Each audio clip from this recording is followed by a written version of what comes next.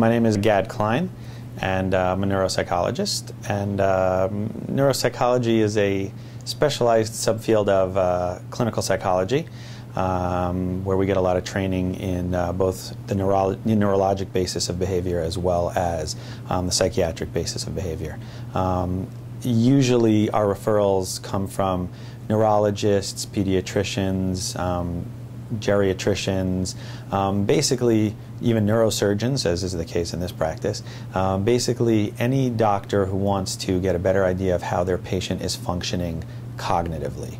The goal of a neuropsych assessment is to kind of look at and to examine the brain-behavior relationship, how brain injury or abnormal or even normal brain development impacts on cognitive functioning, such as memory, attention, visual-spatial skills, what are called executive functions, such as organization and decision-making. Sometimes these are used to help with a differential diagnosis in terms of figuring out exactly what's going on. A lot of neurologic disorders present with similar symptoms, physical symptoms, but can present with very varied cognitive profiles. And so sometimes examining that cognitive profile can be very useful in kind of narrowing down the differential diagnosis. Neuropsychology can also be helpful in surgical cases, neurosurgical cases, where we assess prior to the surgery how they're doing, and then post-surgically we can assess any sort of changes in cognition, anything that the patient needs to be concerned about. My specialty areas are in primarily movement disorders and epilepsy as far as neurosurgical procedures go.